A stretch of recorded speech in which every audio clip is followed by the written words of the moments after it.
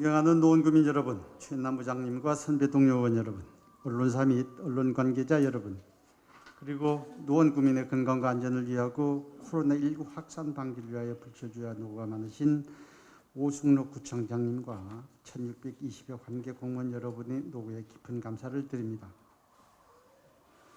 선후배 의원님, 집행부 여러분, 점심시간을 넘기면서 장시간 노고가 많습니다. 공릉 1, 2동을 지역구로 두고 있는 임시호 의원입니다.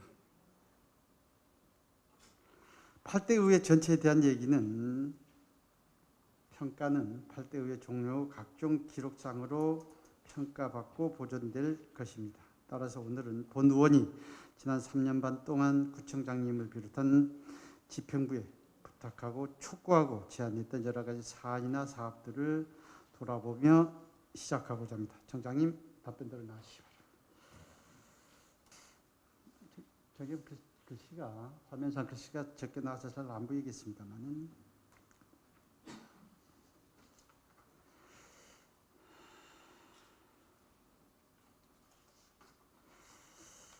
방금 본회의장에 들어오기 전에 지역 주민으로부터 전화를 받았습니다. 지금 그 노원구 관내에 노숙자분들이 좀 있을 텐데요. 몇 분쯤인가는 저도 정확히 모르고 있습니다. 그래서 그분들 관리는 누가 하고 어떻게 하는지. 왜냐하면 문제는 그분들 어떤 PCR 검사 여부를 어떤 확인할 방법들이 없다는 말씀이죠. 그러다 보니까 문득 그런 생각도 듭니다. 그러면 국가적으로 보면 대단히 또 그런 분들이 많을 텐데, 그럼 우리 노원구에서도 어떤 그 주민들을 위한 어떤 특단의 어떤 대책이 필요하다고 보여지는데 어떻게 할까요? 노숙인들은 저희가 한두 분 계실 때도 있고요. 계신다 그러면 저희가 늘 찾아가서 다른 시설이나 이런 걸로 이동을 권고를 좀 해드렸었습니다. 옛날 사카봉 사거리 한번 노숙인들이 있었고, 또 상계역 지하 그 당연천 거기에 또 노숙인이 계셔서, 근데 이제 저희가 가서 몇 번 권유하고 그러면은 또 잠깐 피해 계시다가 다시 또 나타나고 이랬는데, 그러다 보니까 그때 또 한동안 사라지시고, 예, 그래서 좀 뭐랄까 종합적으로 판단하기가, 그러니까 지금 그러니까 있을 때도 있고 없을 때도, 그래서 많지가 않습니다. 한두 명 정도가 계시다가 또 안 계시다가. 그래서 저희 우리 도깨비시장 주변에 그런 분이 한 분 계시거든요. 네. 그래서 지금 도깨비시장 전 상인 회장님께서 전화가 와서 그분도 또 일면 또 일가 있는 얘기고 우리 또 관심이 또 필요한 부분입니다. 네, 관심 갖도록 네. 챙겨보도록 하겠습니다. 네, 이 부분은 지금 일찍의 의원님들께서 태릉시시 개발 관련해서 서울시에서는 전면 지금 현재 보류 또는 취소돼야 된다는 어떤 입장인데요. 우리 국토부하고 서울시 등과 최종 협의는 아직 안 됐죠, 그렇죠? 네, 제가 알기로는 서울시는 입장을 아직 안 낸 걸로 알고 있습니다. 네. 그 선거 때는 오세훈 시장께서 그 부분에서 공약을 하셨는데, 제가 이게 이번에 그 국토교통부하고 저희랑 그 6,800세대 그 합의할 때 서울시에서 특별하게 의견을 내지 않았습니다. 아무튼 우리 그 국토부하고 서울시 등과 최종 협의를 해가면서 우리 서울 시민이나 노원 구민이 원하는 방향으로 개발되기를 기원하겠습니다. 네. 다음 우리 창동 차량 기지 얘기도 이렇게 나왔었는데요.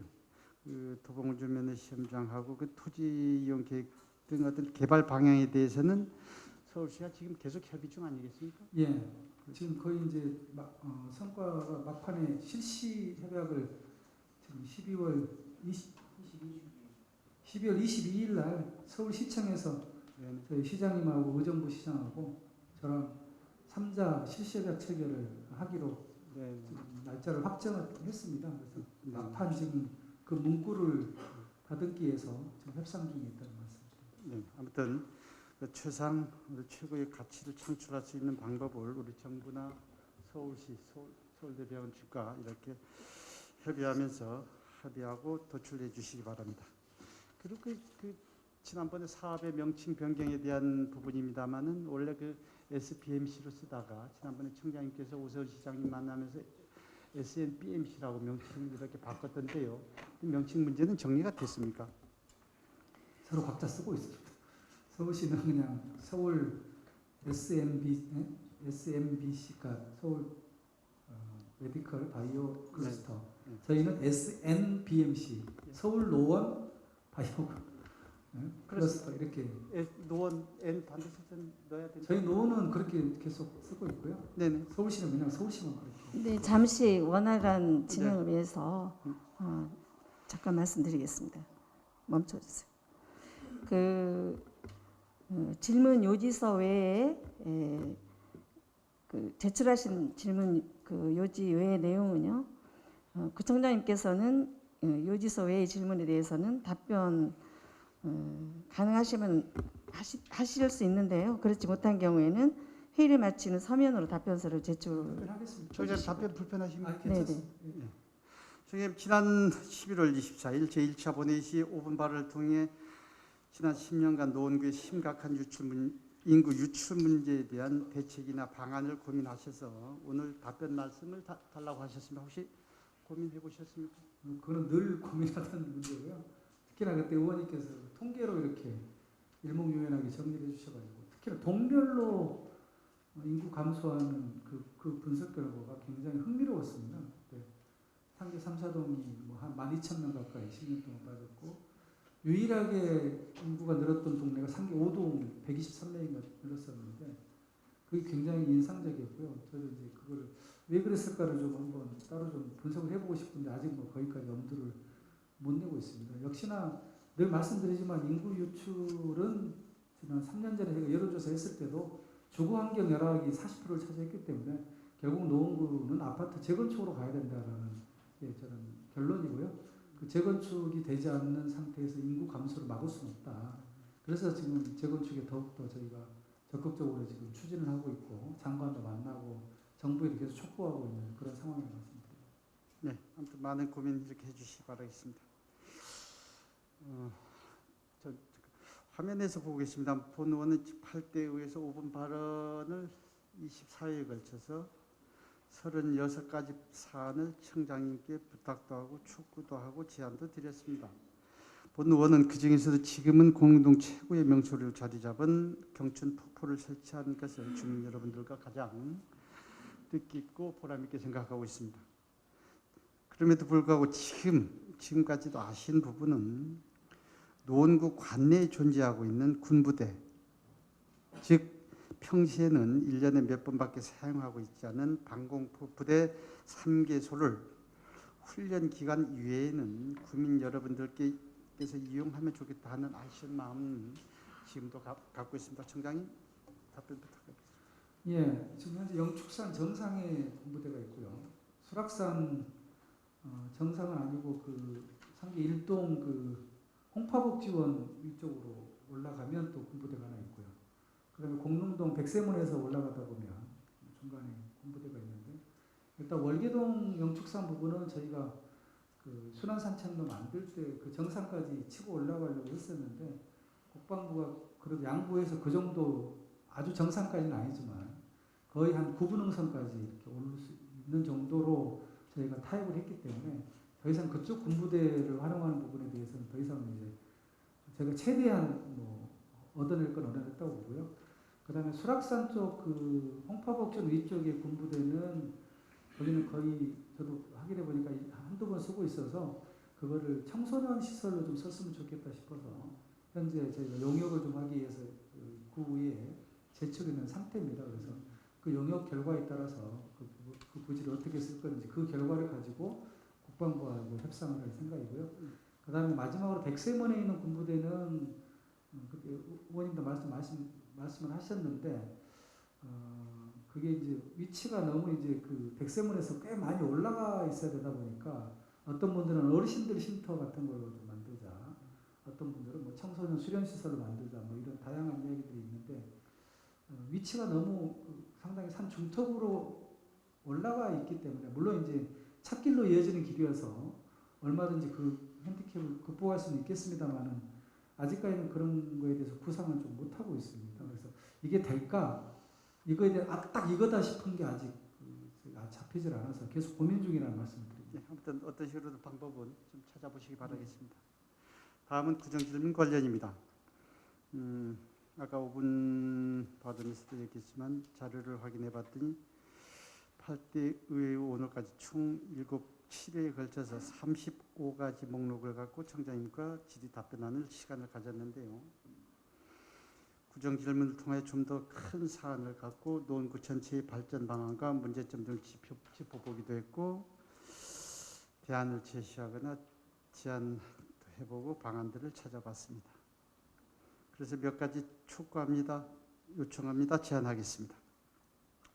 본 의원이 촉구하고 제안했던 여러 가지 사안 중 광안대역 KTX 정차권, 원자력 병원 개명권, 공릉역에서 동부아파트 3거리까지 제2대학로 조성권, 태릉역을 정차하는 지하철 7호선 급행화권, 공릉동 지역의 재개발 재건축권, 광운대 역세권 개발 사업 이후 예상되는 공릉동 지역의 교통, 환경, 지역 경제 활성화를 위한 한천교 철거 후 4차선 확장권 등은 반드시 집행해 줄 것을 간곡히 촉구하고 요청하는 바입니다. 네. 청장님 그동안 여러 가지 사항별로 해결도 하고 처리도 해주셨습니다. 정말 감사드립니다. 그럼에도 불구하고 미처리된 건들은 지속적으로 관심을 갖고 정책에 반영될 수 있도록 노력을 기울여 주시기 바랍니다. 아무튼 그동안 네, 그 알겠습니다. 과정에서 여러 가지 불편한 어떤 부분들이 있었다면 양해해 주시기 아니, 바라겠습니다. 의원님께서 얘기하신 그 좋은 제안, 저도 정말 미처 생각하지 못했던 그런 부분에 대해서도요 많이 배웠고요. 또 실제로 또 많이 현실적인 제안들을 많이 해주셔서 바로바로 집행하기가 좀 오히려 수월했고요. 또 그렇게 집행이 된 후에 주민들의 피드백이 아직도 반응이 좋았기 때문에 굉장히 유익한 그런 질문이셨고 제안이었다고 생각합니다. 고맙습니다.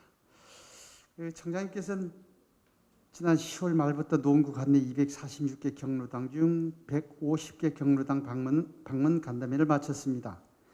미처 방문하지 못한 경로는 앞으로 어떻게 할 예정인가요? 한 90개 정도 남았는데요. 지금 코로나 때문에 못 가서 근데 많이들 기다리시는데 방법이 없을까 하다가 그냥 그 경로당 회장님들을 따로 제가 고창장님을 모셔서 따로 간담회를 좀 하고 있습니다. 아무래도 경로당 가면 좀 위험하니까 그렇게 해서 마저 한 90여 곳도 그런 식으로 간담회를 좀 진행하게 됩니다. 150개 경로당 간담회에서 한 207가지 건의를 받았습니다. 보니까 확인해 봤더니 그중에 우리 공릉 1, 2동 경로당 어르신들이 주신 38개의 그런 민원이나 건의 사항들도 잘 검토하셔서 적극 해결해 주실 것을 부탁드리겠습니다.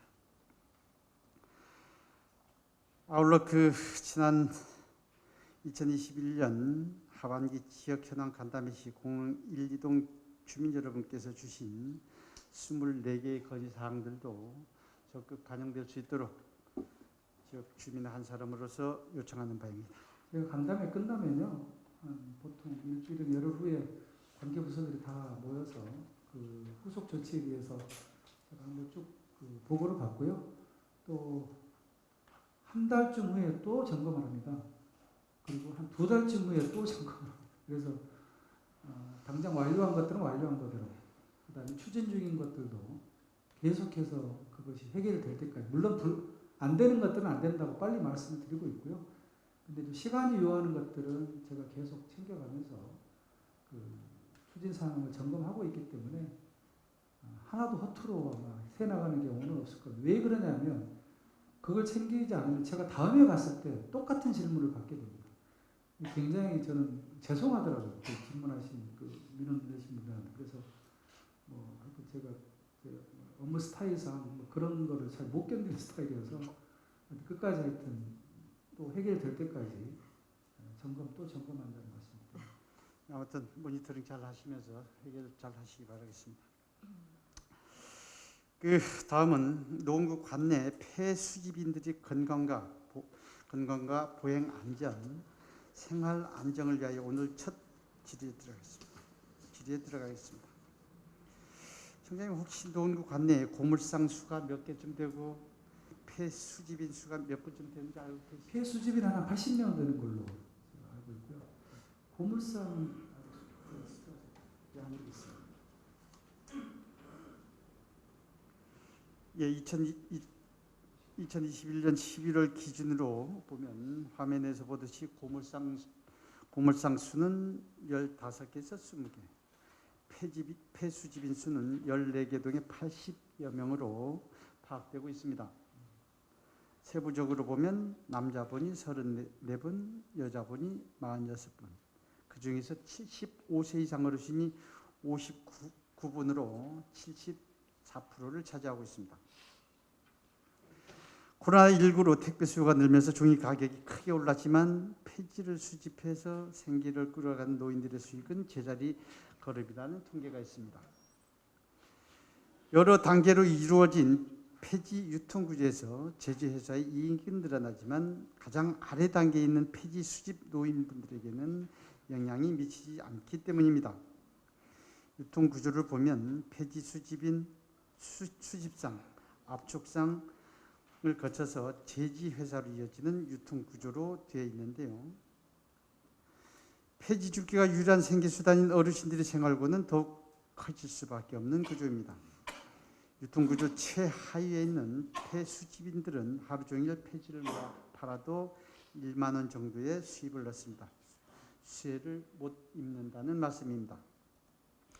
한국노인인력개발원 2019년 폐지수집 노인 실태에 대한 기초연구에 따르면 여러 가지 연구 중 폐지수집 노인들이 주관적 건강 상태에 대해 건강이 나쁘다라는 답변이 43.36%로 가장 많았고 만성 질환이 3개 이상 있는 노인의 비율은 52.92%였습니다. 병원 진료를 못 받은 경험을 묻는 질문에 29.14%가 그렇다고 답했고 그 중에서 경제적 어려움 때문이 83.72%로 가장 많았습니다. 지난 11월 18일 모 유튜브 방송에서 도로에 갇힌 폐지 수집 할머니를 배달 라이더가 가는 길을 멈추고 할머니를 길 건너 고물상까지 안전하게 건널 수 있도록 도왔다는 가슴 찡찡한 사연이 있었습니다. 청장님 혹시 어르신들이 끌고 다니는 리어카의 무게와 가격에 대해서 들어보셨습니까? 예, 조사를 해봤더니 빈 리어카의 무게가 약 40에서 70kg쯤 되고 가격은 30만 원대, 적재 무게는 30kg에서 100kg까지 가능하다고 합니다. 평균 50kg의 리어카 무게에 50kg의 고물과 폐지를 싣는다고 가정하면 무게가 한 100kg쯤 된다는 얘기인데요. 여기에 우리 경량 리어카의 무게와 가격은 어느 정도 되는지도 알아봤습니다. 저도 이번에 알게 된 사실인데요. 평균 30kg에 대당 40만 원대쯤 합니다. 그래서 요청하고 제안하겠습니다. 주로 밤중이나 새벽 시간에 재활용품을 수집하는 어르신들은 교통사고 등 각종 안전사고에 노출되기 쉬운 어르신들에게 보행안전을 확보하고 생활 안정을 도울 수 있는 경량 리어카와 동하절기 방한용품 등을 지원해 줄 것을 요청드립니다. 예, 그거는 저희가 계속 지원을 좀 하고 있었습니다. 이게 우리 노원구의 재활용품 지원에 관한 조례가 2017년에 개정이 되면서 그때 이제 경량 손술의 지원 근거가 생겼습니다. 그래서 폐수집인 어르신들께 제안을 드렸는데 실제로 이게 경량이라서 많이 못 싣고 또 주차 문제 때문에 그 실적이 좀 저조해 있습니다. 미미해서. 그래서 외면받는 지금 현 상황이어서 그래서 좀 고민이 있고요. 그 다음에 그거 외에 말씀하신 대로 방한 점퍼라든가 그 다음에 여름에는 또 풀토시라든가 이런 냉방용품을 또 지급을 하고 있습니다. 그래서 저희가 올해도 예산을 680만 원 정도 집행을 했고요. 내년에 조금 더 올려서 760만 원 정도 그렇게 의회에 좀 예산을 제출하는 상태입니다. 예, 우리 아무튼 그 경량 리어카 무게가 한 5kg쯤에 불과해서 50여 킬로에 달하는 리어카보다 절반 정도 가벼울 뿐만 아니라 또 브레이크 장치가 설치되어서 추돌도 방지하고 비탈길에서도 안전하게 사용할 수 있는 어떤 장점들이 있습니다. 우리 수요 주사를 해보면 많지는 않을 텐데요. 어떤 촘촘한 그물망 복지를 위함입니다. 아무튼 우리는 저분들의 수고와 고단한 짐을 덜어드려야 하는 책임을 져야 합니다. 그래서 우리 모두의 아름다운 동행을 위하고 요청하고 제안했습니다. 다음은 노원구 관내 최근 4년간 아동학대와 관련한 질문입니다. 아동학대 심리학적 사전적 의미는 이렇습니다. 아동을 신체적, 성적, 심리적으로 학대하거나 돌보지 않고 방치하는 것을 의미합니다. 최근 들어서도 20개월 된 딸을 학대하고 성폭행한 20대 계부, 생후 11개월 된 딸을 학대한 30대 등 많은 사건들이 사회적 공분을 쌓았는데요. 먼저 상상할 수 없는 고통 속의 세상을 떠난 어린 생명에 깊은 애도를 표합니다. 아동학대 통계를 최근 4년간부터 집계한 이유는 노원 아동복지관이 2018년도에 개관되면서 신고 건수가 통계 수치화되었기 때문입니다. 지금 서울시 자치구 아동학대 신고 건수를 도표해서 보고 계십니다만 서울시 전체를 보면 2018년도에 3,400사건, 2019년 3,363건, 2020년 4,163건, 2021년도 11월 현재 5,733건으로 지난 4년 동안 서울시 25개구에서 아동학대 건수는 2,323건, 68.42%가 증가했습니다. 대단히 많은 숫자입니다. 놀랍습니다. 노원구 현황 보겠습니다. 저도 이 자료를 보면서 많이 당황스럽습니다.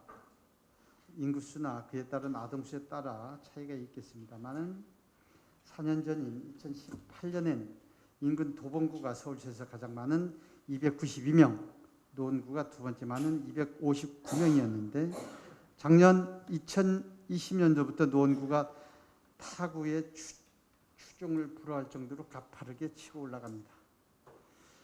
치고 올라가야 되는데 대단히 죄송합니다.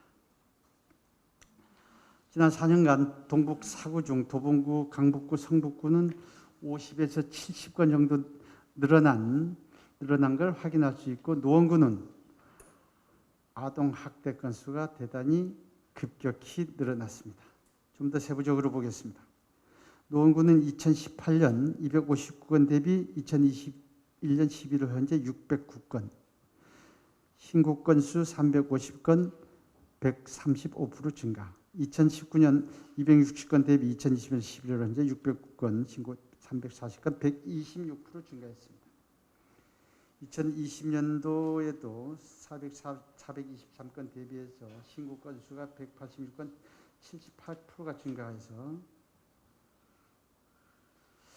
신고 건수를 우리 인구가 비슷한 타구와 비교해 보면 강동구의 3배, 강서구의 2배, 송파구의 한 1.6배 정도 됩니다. 총장님 어떻습니까? 노원구에서도 그동안 지속적으로 아동학대에 대한 문제 해결을 위해 많은 노력을 기울였습니다. 그럼에도 불구하고 아동학대가 줄지 않고 계속 늘어나는 이유가 어디에 있을까요? 저는 이 수치가 늘어난 게 참 다행이라고 생각합니다. 이게 저희가 노원구가 아시다시피 아동보호 전문기관을 전국에 최초로 만들었고요.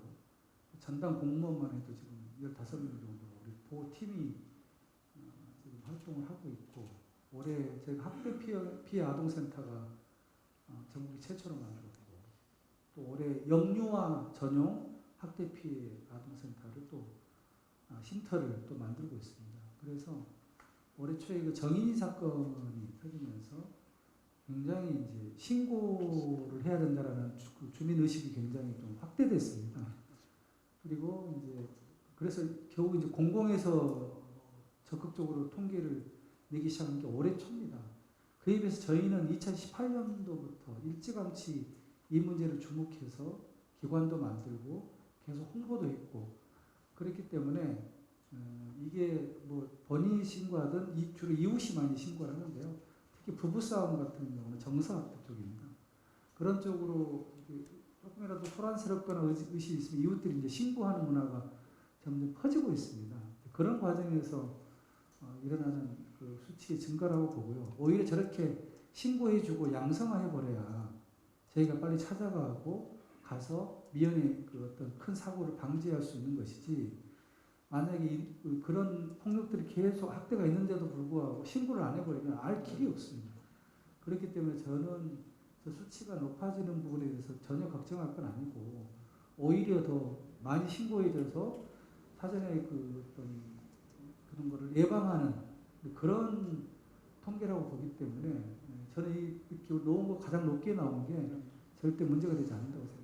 예, 저도 이 질의를 준비하면서 그 청장님 답변과 같은 생각을 이렇게 해봤습니다. 이렇게 표면으로 드러나야 그래도 우리가 대안도 찾고 방법도 찾을 테니까요. 다음은 아동학대 사례 판단 유형별로 한번 보겠습니다. 우리가 보통 판단하는 아동학대 유형은 신체적 학대, 심리적 학대, 성적 학대, 방임 등 복합적 아동학대 양상을 보이고 있는데요. 아동학대 신고 건수 중 학대라고 판단되는 비율이 2018년 259건 대비 147건 해서 57%, 219년도에는 269건 대비 156건 58%, 2020년 423건 대비 209건에서 49%, 2021년도에도 596건 대비 273건으로 46%를 차지하고 있습니다. 이렇게 보면 매년 신고 건수의 46%에서 58%를 아동학대 사례로 판단하고 있는데요. 여기에서 판단 유형별로 한번 보겠습니다. 학대가 중복되는 부분이 있어 수치가 조금은 차이가 있습니다만 판단 건수에 따른 판단 유형별로 보면 신체적 학대는 2018년부터 올해까지 줄어든 반면 정서적 학대는 2019년 156건 대비 103건, 60%에서 2021년에는 274건 대비 232건, 85%를 이렇게 상회하고 있습니다. 본 의원이 질의를 준비하면서 관계자들의 의견을 종합해 보면 신고 건수가 증가하는 이유는 2020년부터 가정폭력, 그러니까 부부싸움 등 노출로 인한 아동학대 의심 통보가 대폭 증가하여 신고 건수가 증가하였고 정서학대 판단 증가 사유는 아동들 앞에서 부부싸움 등 가정폭력을 노출시킬 경우 아동이 정서적 발달에 좋지 않은 영향을 준다고 판단하여 가정폭력 노출로 인한 정서학대 판단이 증가했습니다. 미국 아동학대 통계에 의하면 아동학대를 경험한 사람은 청소년기에 범죄를 저질러 체포된 비율이 그렇지 않은 사람보다 59% 더 높고 성인기에 범죄를 저질러 체포된 비율은 28% 더 높으며 폭력 범죄를 저지른 비율은 30% 이상 높았다는 통계가 있습니다. 청장님 물론 가정 내에서 발생하는 아동학대는 각별한 관심을 두지 않으면 우리가 발견하기가 어렵습니다. 우리 모두 관심을 두지 않으면 발견하기 어렵습니다. 노원구에서도 아동학대를 예방하고 아이들을 지켜나가는데 노원구만의 특단의 대책이나 방안을 연구해달라고 강구해달라고 주문하겠습니다. 주실 말씀? 네, 정서학대라는 것은 제일 많은 이유는 아시다시피 부부싸움입니다. 부부싸움을 지켜보는 그 아동들의 정서 문제를 학대 범주까지 넣는 것이고요. 예전에 비해서 방임이 많이 줄어든 이유는 그게 이제 코로나 이유인 것 같습니다. 오히려 이게 밖으로 가지 않고 안에만 있다 보니까 방임 건이 많이 줄어들었는데 그러다 보니까 부부싸움 건수가 좀 늘어난 것처럼 보이고요. 하여튼 이런 부분까지 포괄적으로 저희가 학대 본주에 포함시켜서 저희가 허투루 취급하지 않을 것이고요. 특히나 여기는 안 나와 있습니다만 저희가 이제 신고 건수 판정하고 또 어쩔 때는 분리를 시키는 경우가 있습니다. 이런 걸 사례 판정위원회 같은 것들을 해야 되는데 이 사례 판정위원회가 최후의 보루입니다. 거기서 감수성 있게 이거를 잘 들여다보고 판단을 해내지 못하면 거기서 예를 들면 분리해야 될 때 제때 분리 못 해내고 그래 버리면 나중에 큰 사고로 이어지거든요. 그게 올해 초에 어떤 우리 전 사회를 흔들었던 그런 몇 가지 아동학대 사건들이 그래도 아동보호기관에서 조금 주의 깊게 보지 못하고 감수성 있게 이렇게 좀 대응하지 못해서 하는 부분이 있어서 저도 관련 부서에게 늘 끊임없이 이야기를 합니다. 이제 우리 한 15명의 공무원들이 전담해서 뛰고 있습니다만 하도 많이 하니까 매너리즘에 빠질 수도 있고 어쩔 때는 굉장히 예민하게 받아들여야 될 징후가 보이는 것조차도 어쩔 때는 조금 이렇게 무뎌져 가지고 그걸 놓치지 않을까라는 그런 걱정이 좀 있습니다. 그래서 그런 부분까지도 저희가 그 어떤 종사하는 분들의 어떤 심리, 뭐 그런 상담, 또 그런 어떤 사기 진작 이런 까지도 고민할 정도로 저희가 그런 체계를 완전하지는 않지만 그런 대비책을 세우고 있다는 말씀드립니다. 아무튼 구나 어떤 기관이나 어떤 지역 주민들 그 위원회에서 많은 노력들이 필요하다고 보여진다. 많은 관심 이렇게 부탁드리겠습니다. 다음은 2015년 이후 노원구 관내 자살 현황에 대한 질의입니다. 우리 모두가 인지하고 있듯이 10여 년 전에는 전국적으로 유명인이 택한 자살 방법과 전체 자살자의 자살 방법이 서로 연관이 있다고 밝혀졌습니다. 언론이 베르테르의 효과, 즉 모방 자살을 주장했다는 지적이 있었는데요. 한다는 지적이 있었는데요. 최근에 와서 월별로 분석해 보면 5월 자살자 수 증가는 봄 정점이라는 계절적 요인과 더불어 가정의 달이 주는 사회적 자극으로 설명되는 경우가 많습니다. 5월은 근로자의 날로 시작해서 어린이날, 어버이의 날, 스승의 날, 성년의 날, 부부의 날 등 외로운 사람들은 더 외로워지고 박탈감에 시달리기도 합니다. 5월 자살의 위험함이 외로움과 관련됐다는 통계는 아주 많은데요. 배고픔보다 더 괴로운 외로움으로 인해 자살을 시도하는 분들이 많다는 얘기입니다. 미국의 저명한 자살학자이자 심리학자인 토마스 조이너는 소속감의 결여와 외로움이 자살 행동을 결단하는 요인 중 하나라고 합니다. 자료를 2015년 이후 노원구 관내 자살 현황을 연도별 남녀 자살자 수 기준으로 보겠습니다. 화면에서 보시는 바와 같이 2015년 이후 노원구 관내 자살 현황을 보면 2015년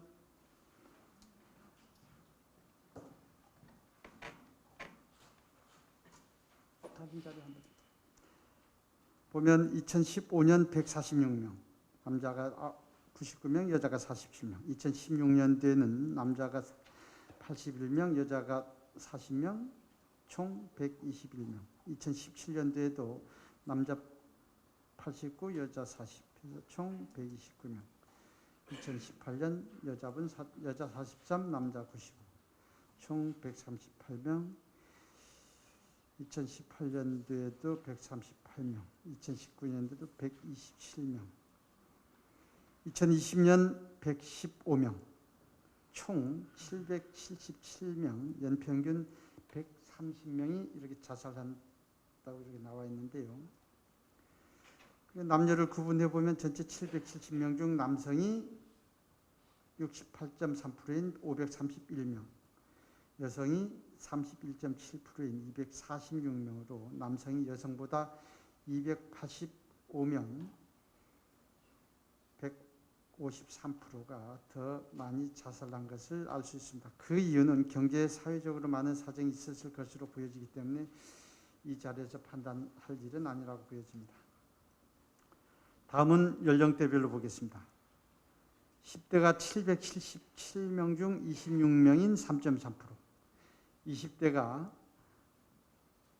777명 중 75명인 9.7%, 30대가 114명 14.7%, 40대가 131명 16.9%, 50대가 140명 18%, 60대가 109명 14%, 70대가 109명 14%, 80대 이상 노인도 86명으로 11.1%를 차지하는데요.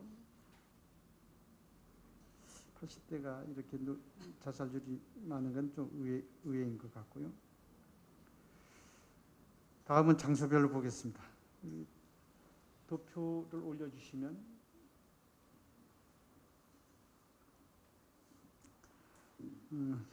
도표가 다른 도표 있죠. 다른 도표.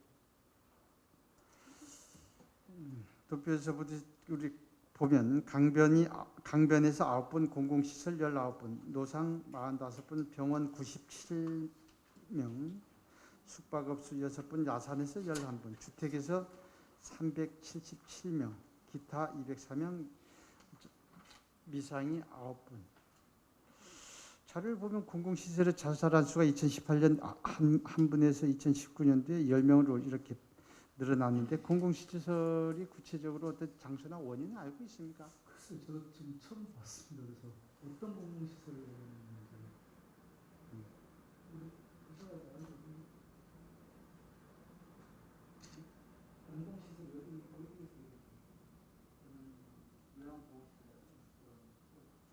그걸 공공으로 요양보호시설이라고 하는데 그걸 공공으로 부르는 건 아닌 것 같아요.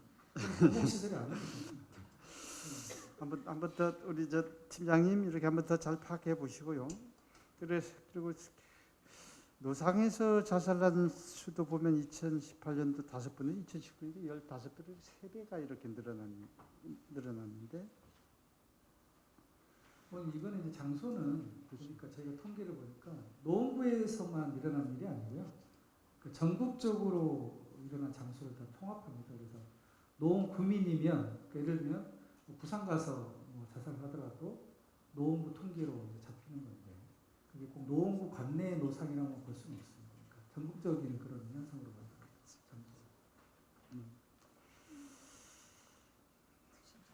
그 자살 장소를 전체적으로 보면 우리 전체 777명 중 48.5%인 377명이 우리 주택에서 이렇게 자살을 투신 모두 투신 집안에서도 이렇게 되거든요. 그래서 청장님 가슴 아픕니다. 특히 주택이나 가정에서 자살하신 분들의 절반 가까이가 되는데 가족들 심정이 어땠을까 하는 가슴이 아픕니다. 다음은 자살 수단별로 보겠습니다.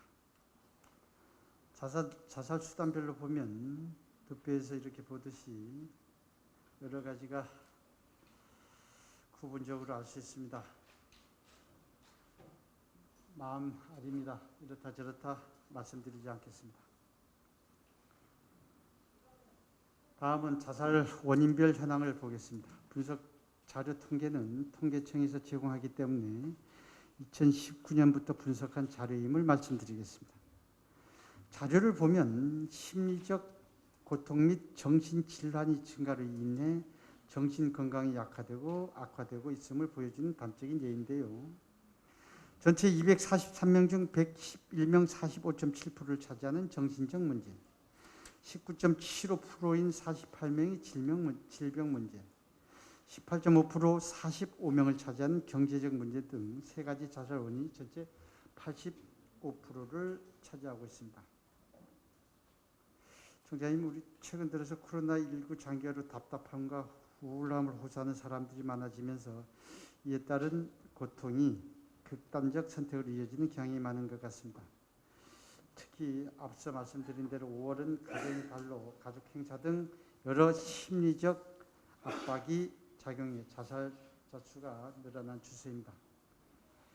이들이 외로움을 자살이 아닌 삶의 에너지로 전환되도록 도와야 합니다.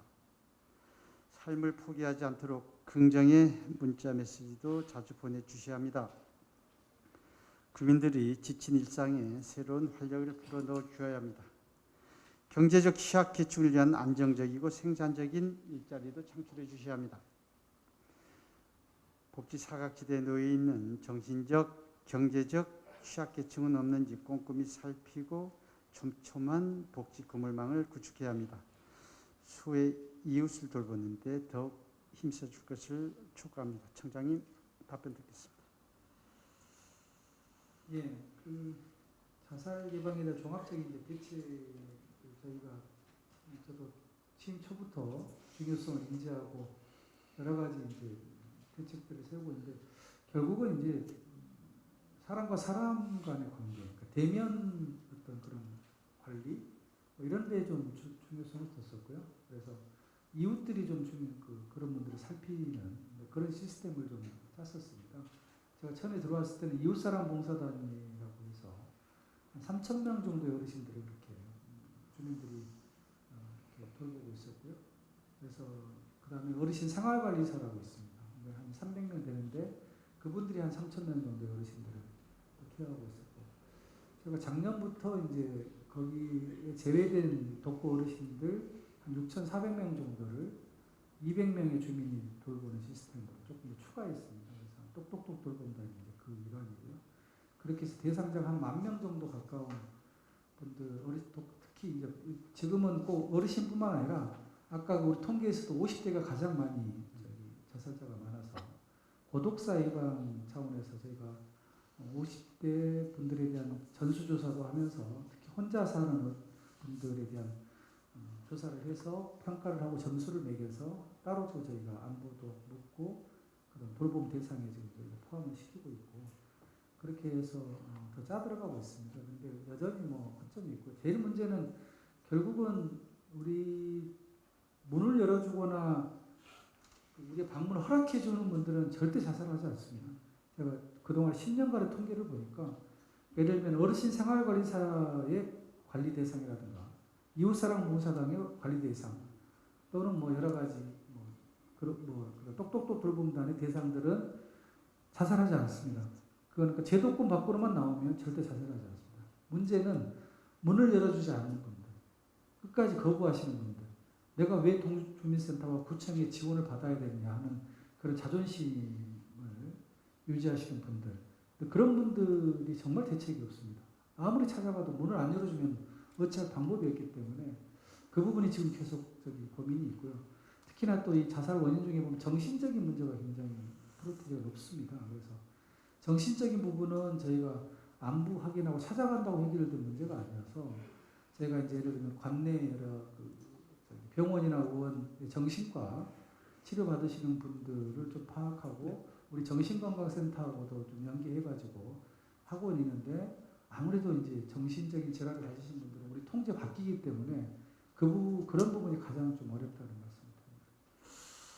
그래서 그러한 노력들이 지금 2018년에 매년 한 10여 명씩 줄어드는 그 감소하는 있는 부분에 대해서는 그간 노력이 어떤 결과라고 저는 이렇게 보여집니다.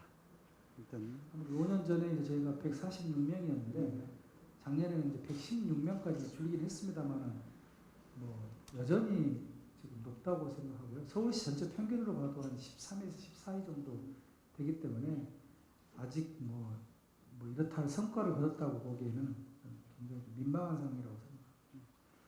우리 생명의 소중함 잊지 말아야겠습니다. 다음은 2021년도 국가안전대진단 점검 결과에 대한 질의입니다. 국가안전대진단을 통하여 시설물 전반에 대한 안전 위해 요인을 발굴하고 점검하여 안전사고를 예방하고 국민이 참여하는 안전문화 정착에 기여하고자 지난 9월 1일부터 10월 31일까지 61일간 국가안전대진단을 추진했습니다. 추진 근거는 재난 및 안전관리기본법 제32조의 3 집중 안전점검 기간 운영 등에 의해 정부와 서울시가 추진 방안과 계획을 수립하면 군은 추진 방향을 잡고 점검을 실시하고 있습니다. 주로 전반부에는 안전 점검을 실시하고 후반부에는 결과 보고 및 후속 조치를 취하는데요.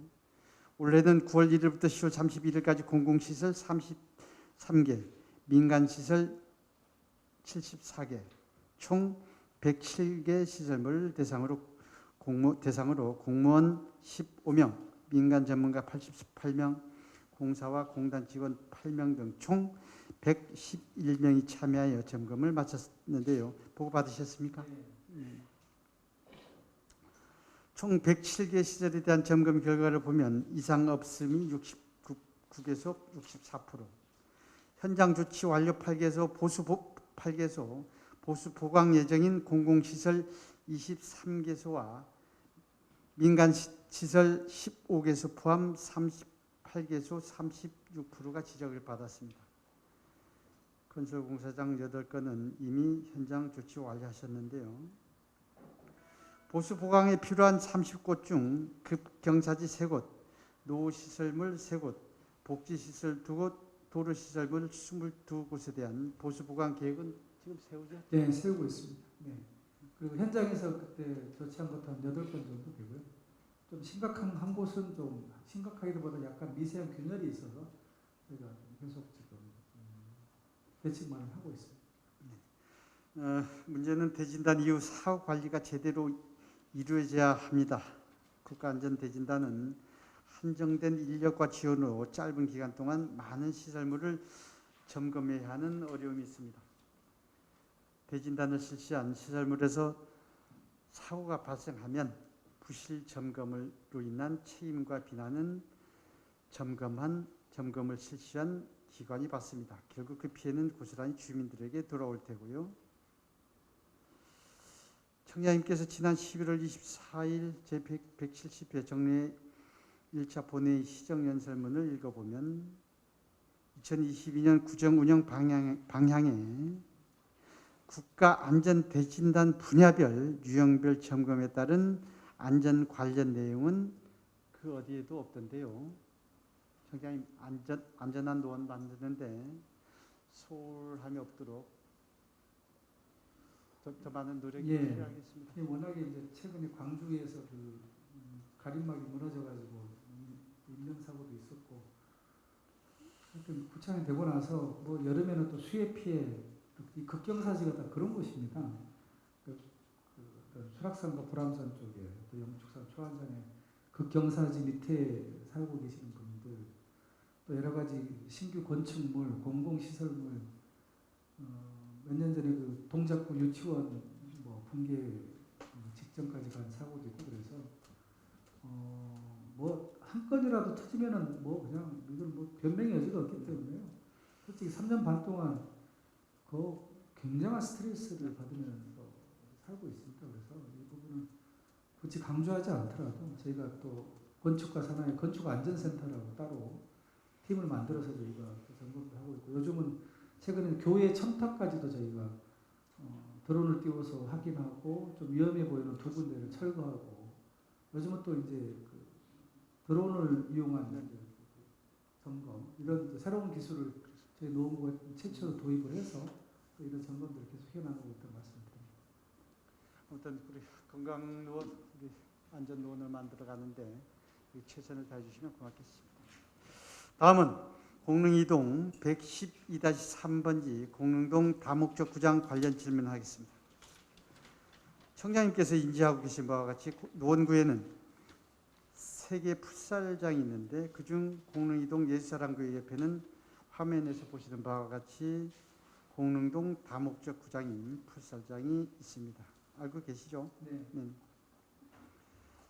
1063제곱미터의 도시계획상 제2종 일반 주거지역 지구단위 계획인 우리 예전에 공이택지개발 지역인데요. 지구단위 계획지역 체육시설 또는 사회복지시설 지구단위 계획상 체육시설 또는 사회복지시설 용지로 되어 있습니다. 토지 활용 방안을 검토해 봤습니다. 청장님 잘 판단해 주시기 바라겠습니다.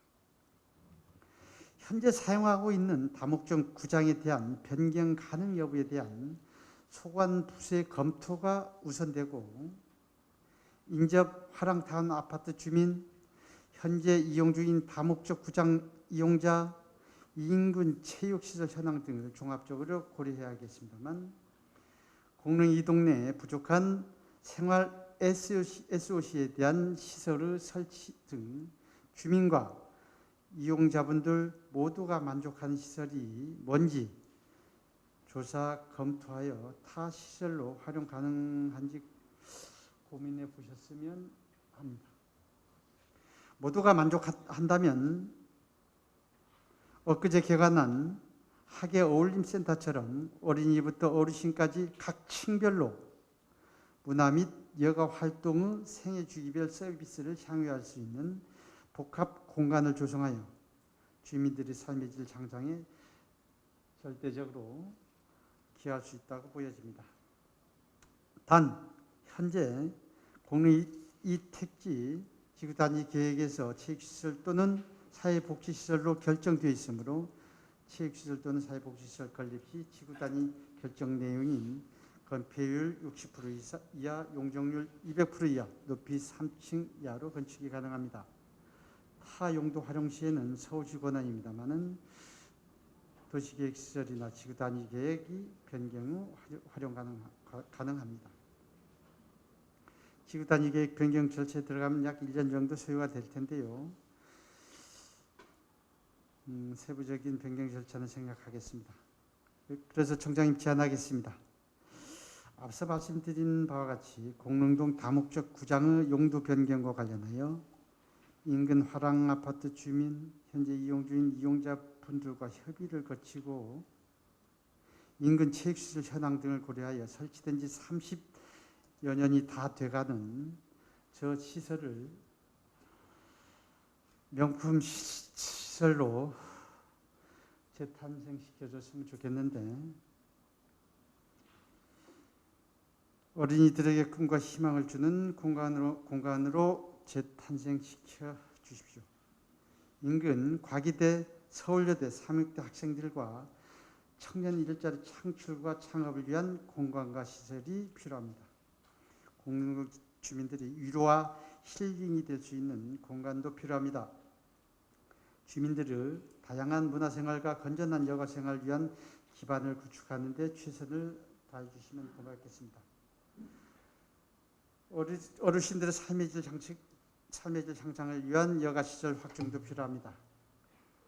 특히 다목적 구장 이용자 여러분들 위하여 인근에 또 다른 다목적 구장을 꼭 조성해 줄 것도 주문하겠습니다. 청장님, 말씀해 주십시오. 충분히 제기될 만한 공간이고요. 의원님께서 땅을 아주 절묘한 땅을 잘 찾아가신 것 같습니다. 최근에 학예 어울림센터를 이제 생애 주기별로 거의 육아에서부터 어르신까지 이제 시설을 제가 취임하고 나서는 그게 제 1호인 것 같습니다. 근데 제가 봐도 너무 그 시설이 생애 주기별로 너무 잘 나왔어요. 그러니까 북카페라든가 어린이 도서관, 청소년 휴센터라든가, 그다음에 어르신 특히 스포츠센터 당구장하고 포켓볼장 이런 게 지금 거기가 개장하고 나서 어르신들이 너무 많이 문의도 들어오고 회원도 막 한 150명 가까이 차고 이래서 그러니까 예를 들면 하계동 어르신들이 굉장히 뭐랄까 조금 위협을 느낀다 그럴까요? 그럴 정도로 많이 들어오고 계셔서 이 욕구가 상당하구나라는 걸 되게 확인하고 있습니다. 그래서 이거를 당연히 동네별로 기본적으로 하나씩은 좀 만들어가야 되겠다 이런 생각을 합니다. 그래서 학예 어울림센터가 이제 만들어졌고, 그다음에 1월 초에 이제 중계 상계역 앞에 중계 온마을센터가 또 그런 기능에 복합시설이 또 들어섭니다. 그래서 공간이 있는 곳이라면 장기적으로는 동네마다 하나씩 저는 그런 걸 만들어야 된다고 생각을 하고요. 그 다음에 저한테 숙제가 또 하나 있는 게 동네마다 지금 주민센터들이 좀 오래된 주민센터들이 있습니다. 엘리베이터 설치 안 돼 있는 그런 것들도 좀 새롭게 30년 지난 주민센터들도 청사도 새롭게 신축해야 되고요. 그거는 주민센터에서 주민들 복합 공간을 만든 건 좀 한계가 있더라고요. 그리고 주민분들이 조금 주민센터는 뭐 그런 어떤 편의시설을 이용하러 가는 그렇게 보질 않아서 따로 별도의 공간에 동해 이런 복합시설들 하나씩을 건설을 해야 되겠다 이런 생각을 하고 있습니다. 특히나 공릉 율동 같은 경우는 노문화원짜리를 철거하고 다시 문화원과 함께 다른 복합시설로 건립할 계획이 좀 있고요. 틈틈이 지금 동네별로 땅들을 찾아보고 있는데요. 장기적으로는 19개 동에 저런 복합시설 하나씩은 들어서야 지금 어르신들의 그런 스포츠에 대한 그런 욕구도 분산이 돼서 많이 이렇게 밀리지는 않겠다 싶어서 적극적으로 저희가 검토하도록 하겠습니다. 그리고 당장 뭐 용도 바꾸는 거 한 1년쯤 걸리는데요. 하계 어린센터를 짓는데 크게 문제는 없는 땅 크기도 그렇게 좁지 않고요. 충분히 가능하고 풋살장이 필요하면 뭐 지하에다가 풋살, 그리고 실내 풋살장도 있으니까 지하에 이렇게 해서 해도 뭐 할 수 있지 않을까 이런 생각합니다. 그렇습니다. 뭐 부러우면 진다는데 뭐 지역 발전을 위해서 지역이 좋아진다는데 제 자신 지면 어떻습니까? 하계동이 들어오신. 그리고 관내 공용 차량 사고 관련 사항은 3차 본회의 시 5분 발언을 통해서 하는 걸로 하겠습니다. 총장님 장시간 여러 가지 사안에 대해서 답변 고맙습니다. 자료로 들어가셔도 좋습니다. 존경하는 노원구민 여러분, 코로나19 확진자 수가 일일 7,000명대까지 발생하는 초유의 사태가 벌어지고 있습니다. 9월 1일 13명이던 확진자가 어제 12월 9일 151명으로 빠른 속도로 확진자가 증가하고 있습니다.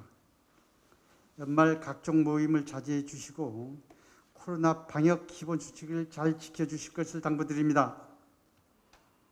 제8대 의회 마지막 정례를 마칩니다. 그간 노원구의 의원들은 최선의 노력을 다했다고 자부합니다. 그럼에도 불구하고 썩 마음에 들지는 않았을 텐데 또 아니오라는 부정적 생각보다 예라는 긍정적 생각들을 많이 주셨습니다. 그리고 선배 동료 의원들께서 상임위, 예결위, 특위, 연구단체, 간담회에서 주문하고 촉구하고 제안한 내용들을 가급적 관철될 수 있도록 해주시기 바랍니다. 그러한 과정 속에서 불편한 점도 있었을 텐데 널리 양해해 주시기 바랍니다. 경청해 주셔서 고맙습니다.